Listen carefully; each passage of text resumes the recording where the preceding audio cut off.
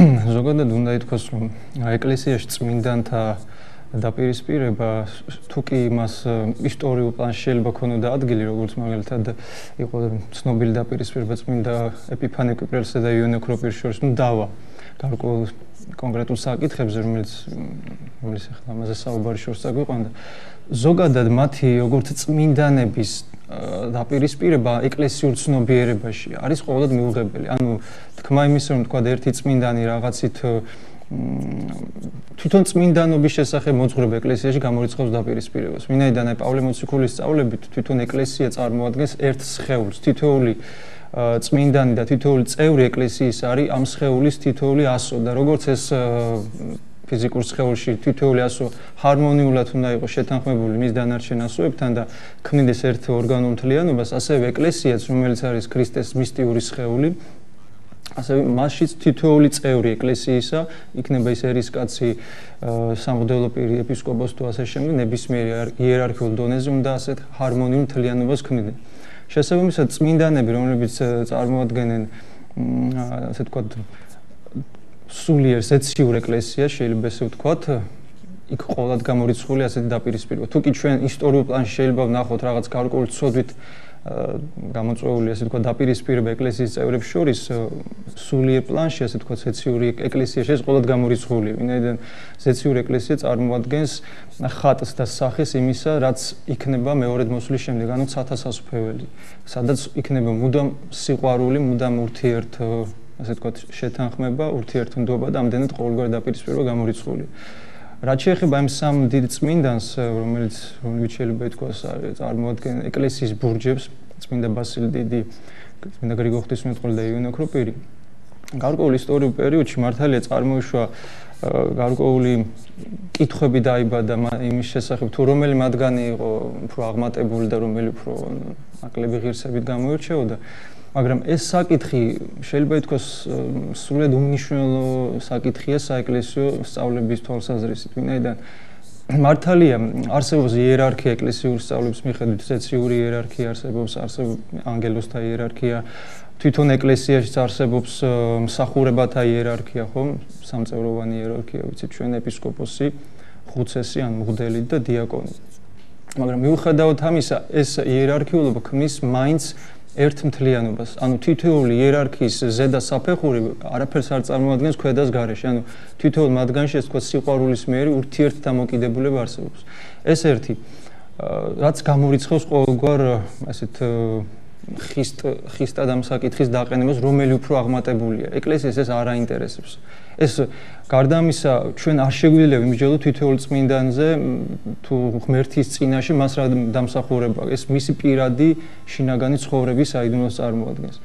მეორე მხრივ თუ განვიხილავთ თითოეულ მათგანს რა დამსახურება აქვს ეკლესიის მთლიანად ეკლესიისათვის, რა ღირსებით გამოირჩეოდა, რა სამსახური გაუწემა ეკლესიამ, უნდა ითქვას, რომ თითოეული მათგანს აქვს უნიკალური წვლილი შეტანილი ეკლესიის აღმშენებლობაში. ამ თვალსაზრისით ძნელია თითოეულ მათგანის რაღაც გამოყოფა და თქვა, რომ რომელიმე მათგანმა უფრო მეტი გააკეთა და მეორე ნაკლები. ისინი ერთმანეთს ავსებენ თავიანთი მსახურებებით.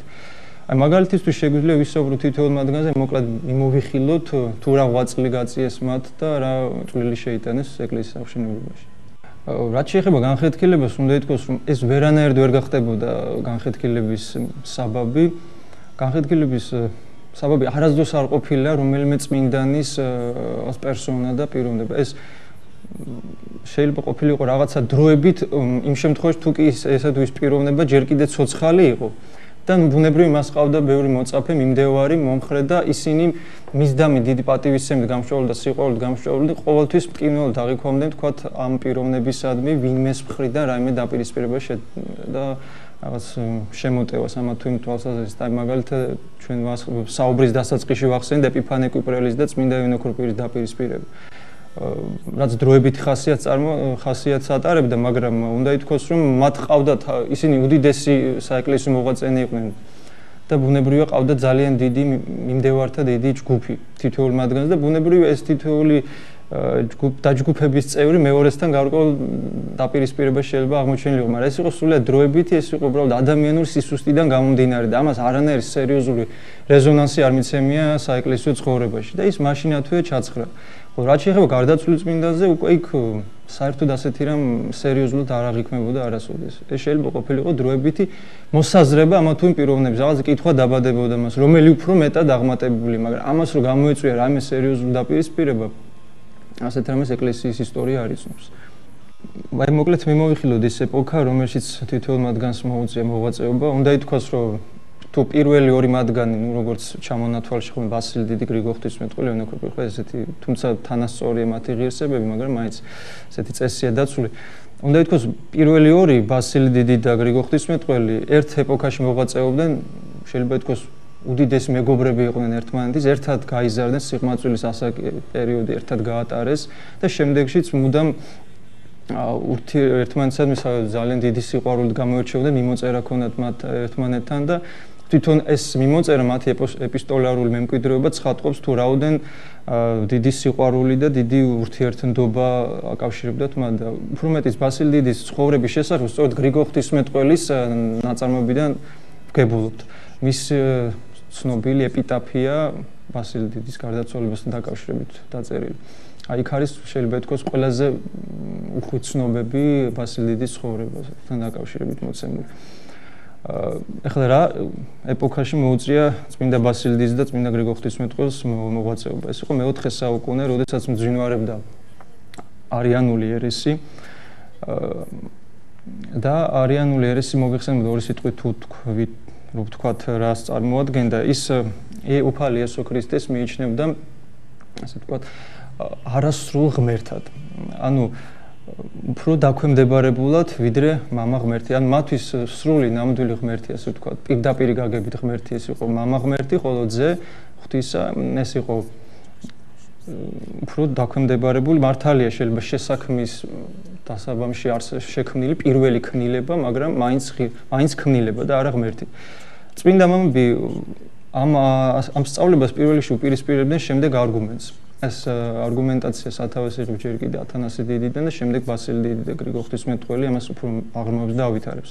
თუ კი უფალი იესო ქრისტე ეს არის ქმნილება, მაშინ მას არ ძალუს ქმნილების გამოხსნა ცოდვისაგან და დაცემულ მდგომარეობიდან, რომელიც იმყოფება ადამიანი და მის წყალობით მთელი ქმნილებაა ჩართული ამ დაცემულ მდგომარეობაში. ანუ წმინდა ათანას დიდმა შემოიტანა ესეთ ფორმულა: ღმერთი განკაცდა უფალი იესო ქრისტეში რათა ადამიანი განეღმრთო.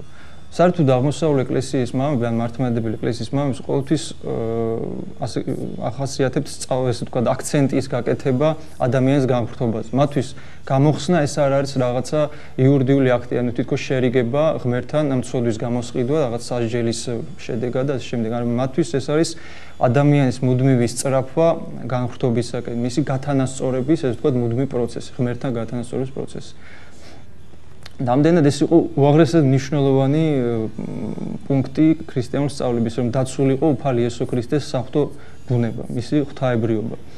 და ამის დასაცავად იბრძოდნენ, თავგამოდებით იბრძოდნენ წმინდა ათანასე დიდი, ბასილი დიდი, წმინდა გრიგოლ ღვთისმეტყველი. ასე უნდა დავზრინოთ კიდევ მესამე დიდი კაბადოკიელი მამა წმინდა გრიგოლ ნოსელი, ძმა ბასილი დიდის.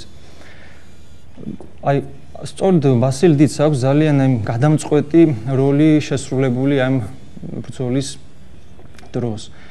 ვინაიდან ათანას დიდის გარდაცვალების შემდეგ მაინც გაძლიერდა არიანული ფრთა, მათ მოიპოვეს დიდი ნდობა იმპერატორის კარზე, მათ შეეწეოდა თავად იმპერატორიც თავიანთი სწავლების გავრცელებისათვის გავლენის მოსაპოვებლად ეკლესიაში და სწორედ მას აღუდგა წინ შეიძლება ითქვას ერთადერთ პიროვნება იყო იმ ეპოქაში, რომელსაც შესწევდა ძალა, რომ ამ არიანელებს დაპირისპირებოდა. ეს იყო წმინდა ბასილი დიდი.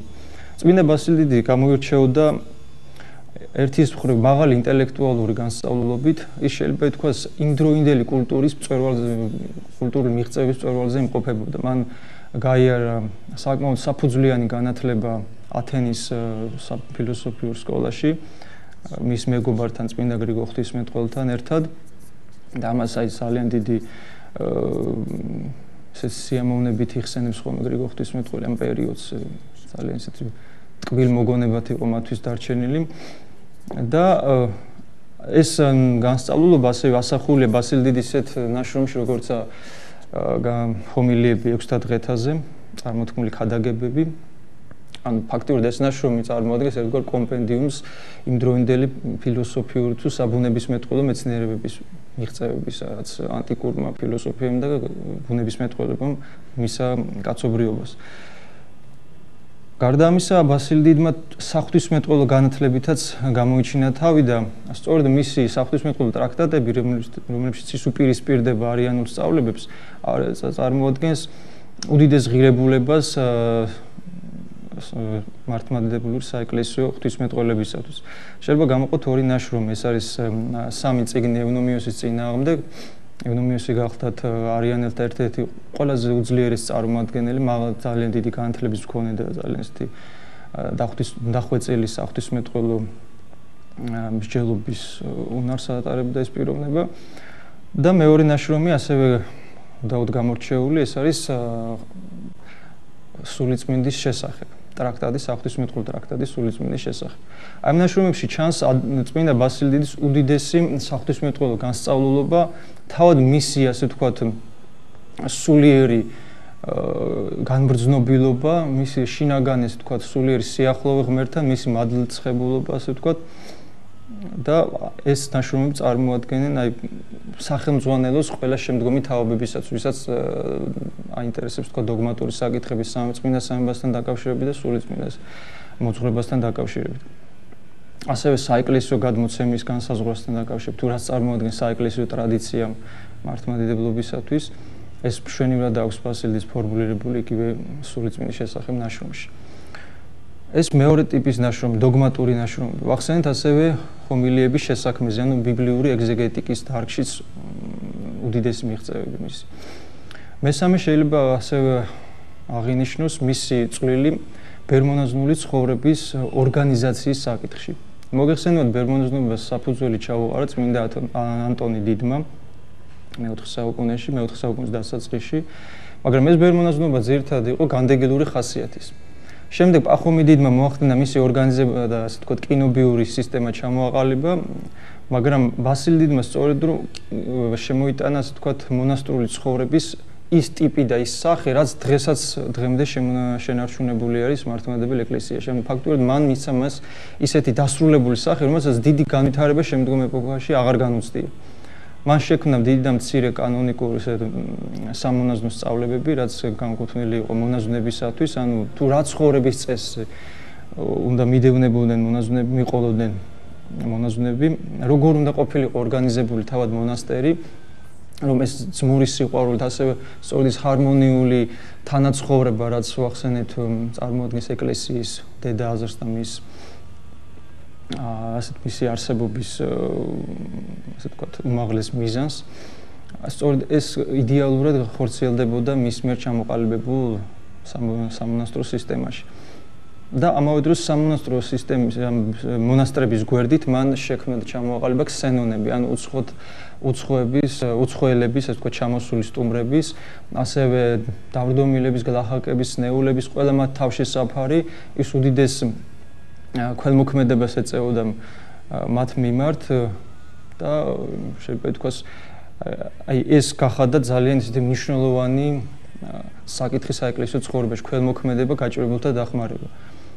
რასაც შემდგომ წმინდა იოანე ოქროპირი კიდევ უფრო მეტად გამოკვეცდა, აქვე შეიძლება ვთქვათ, რომ წმინდა იოანე ოქროპირის საინტერესო ისეთი გამონათქვამია მის ნაშრომებში დაცული, რომ როდესაც საყოველთაო სამჯერო დადგება, შენ არაფერს არ შეგეკითხებიან გარდა იმისა, თუ რამდენად მოწყალე იყავი, რამდენად გული შეგტკიოდა გაჭირებულისთვის, მის დახმარებისთვის, რამდენად გაგიწვდია ხელი. რამდენად ეს იყო ძალიან მნიშვნელოვანი დროისათვის. წმინდა გრიგოლ ღვთისმეტყველის ღვაწლზე საუბრისას აღსანიშნავია მისი დამსახურება პირველ რიგში დოგმატიკის სფეროში. თუ კი წმინდა ბასილ დიდმა მაგალითად დაიწყო საღვთისმეტყველო ტერმინოლოგიის დახვეწა წმინდა სამების მოძღვრებასთან დაკავშირებით, გრიგოლ ღვთისმეტყველმა ის ასე ვთქვათ თავის განვითარების წვერვალამდე მიიყვანა და ამდენად მისი ხუთი სიტყვა ღვთისმეტყველების შესახებ ითვლება ნიმუშად წმინდა სამების შესახებ ღვთისმეტყველებისა. ამის იქით უკვე ფაქტიურად აღარ არის საჭირო რამენაერთ კიდევ უფრო დახვეწა ტერმინოლოგიის. მან მოქცა ყველაფერი ის, რაც მე-20-21 საუკუნეში საკმარისია იმისათვის, რომ ჩავღრმავდეთ წმინდა სამების შესახებ სწავლებას და ის ცოდნა, რაც ხელმისაწვდომი ადამიანისათვის და მის გონებისთვის დასატევნელია, უკვე მასში არის მოყრილი. და ამ თვალსაზრისით უნდა შემდგომი ეპოქის ეკლესიის მამები აღნიშნავდნენ, რომ გრიგოლ ღვთისმეტყველი იცავდა უაღრესად დიდ სიფრთხილეს ამ ტერმინოლოგიაში, ამ საღვთისმეტყველო მსჯელობებში, რომ არანაირი უკიდურესობაში არ გადავარდნილიყო. მეორე ასევე შეიძლება დამსახურებად აღნიშნოთ და უდავოდ უნდა აღინიშნოს მის დამსახურებად, ეს წარმოადგენს მის ასე ვთქვათ, სამწერლობო მოღვაწეობას, ლიტერატურულ მოღვაწეობას. საეკლესიო მან შექმნა ერთგვარად საეკლესიო ლიტერატურის მრავალფეროვანი ჟანრები, სხვადასხვა ჟანრები, დაწყებული პოეზიიდან, ჰომილიიდან, ეგზეგეტიკიდან, ყველაფერი თავს იყრის გრიგოლ ღვთისმეტყველის შემოქმედებას. მიუხედავად იმისა, რომ მისი ნაშრომები, ასე ვთქვათ, თავის მოცულობით არცე დიდად გამოირჩევა. ძალიან მცირე მთელი მისი, ასე ვთქვათ, ნაშრომები გამოცემულია სულ რაღაც 2 ტომად. და ის ყველაფერს მოიცავს, მაგრამ მისთვის დამახასიათებელი იყო საკმაოდ მაღალი დონის მჭევრმეტყველება. საკმაოდ დიდი რიტორიკული, ორატორული უნარი გააჩნდა მას და საკმაოდ დიდი განსწავლულობა ელინურ ფილოსოფიაში, მხატვრულ ლიტერატურაში, მეცნიერებაში, ბუნებისმეტყველება თუ სხვა გნებავთ. მაგრამ განსაკუთრებით როგორც თვითონ ხას უსვამს, მისთვის იყო ძვირფასი სწორედ ეს მჭევრმეტყველება, ანუ სიტყვაკაზმულობა, რაც შეიძლება ხატოვნად გადმოეცა სიტყვა, ლამაზად და მოხდენილად და მან შემოიღო ეს თქვა რიტმული საზომი და მას აქვს უამრავი პოემები დაწერილი.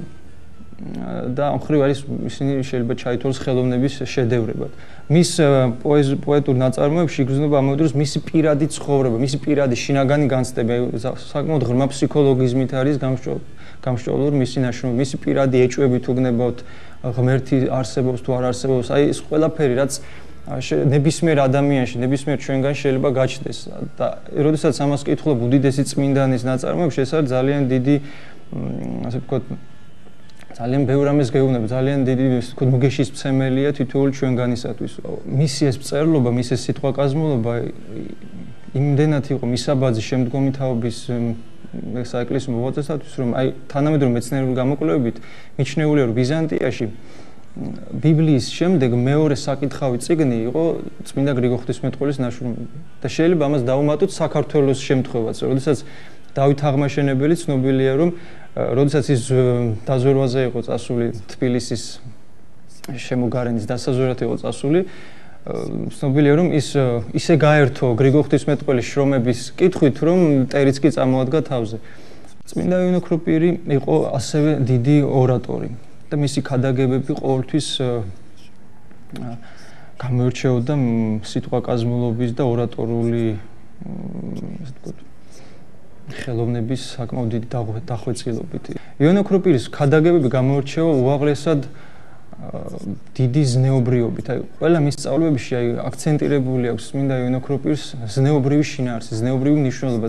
წმინდა ეს იქნება წმინდა წერილის განმარტება, ეს იქნება მიმდინარე რამე ისტორიული პრობლემები, რაც მის გარშემო უხვად იყო. ამდენად ფასდაუდებელი მნიშვნელობა აქვს აი ამ ქადაგებებს. მასში გამოირჩევა ის ასევე საკმაოდ დიდი დახვეწილი რიტორიკული ფორმით და საკმაოდ დამაჯერებელია რიგითი მორწმუნისათვის. ანუ ეს მაღალი რიტორიკული სტილი არ გულისხმობდა იმას, რომ უბრალო მორწმუნისთვის გაუგებარი იყო, არამედ უაღრესად დიდი სისადავით არის მასში გადმოცემული ყველანაირი სახის სწავლებები. და შემდგომში უკვე, როდესაც წმინდა იოანე ოქროპირი განმარტავს წმინდა წერილს, იქნება ეს შესაქმე, იქნება ეს სახარებები, განსაკუთრებით აი უნდა ითქვას, რომ მისი სახარებების განმარტებები ეს არის მართლა შედევრად ეგზეგეტიკის ისტორიაში. და ამ სახარებებში, ამ განმარტებებში იოანე ოქროპირის საოცრად მშვენივრად აი უთავსებს ერთმანეთს ერთის მხრივ იმ აზრის სიღრმეს, რაც გადმოცემულია სახარებებში და განმარტების სისადავეს, სიმარტივეს, რათა ის ხელმისაწვდომი და გასაგები ყოფილიყო რიგითი მორწმუნისათვის. მორწმუნე, რომელიც ხშირად ხშირ შემთხვევაში შეიძლება წერა-კითხვის უცოდინარიც ყოფილიყო იმ ეპოქაში, ხომ მოგიხსენებათ, უბრალო ადამიანი გლეხი შემოვიდოდა, თქვათ, ტაძარში, ეკლესიაში, დაესწრებოდა წირვას და ამ წირვის დროს ის იმეცნებდა ყველაფერს, რაც ეხებოდა მის არწმუნებას. ანუ ამ წირვის გარეთ, ამ წირვის დროს წარმოქმნილი ქადაგების გარეთ მას არ ჰქონდა იმის შესაძლებლობა რომ რაიმე წიგნი აიღო, რაიმე ნაწარმოები აიღო საღვთისმეტყველო და იმაზე ის წაეკითხა და ის გაეზრებინა.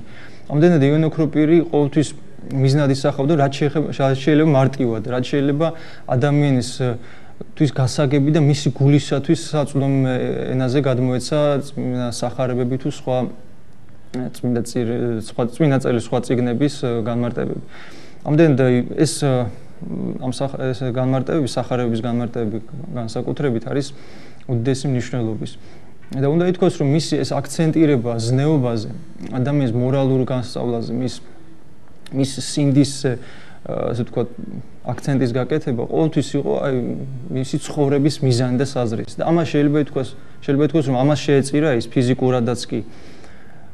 და ეს კიდევ გახდა იმის საბაბი, რომ იონო ქროპირი უდიდესი ღირსები და პატივით შეემოსა ეკლესიას.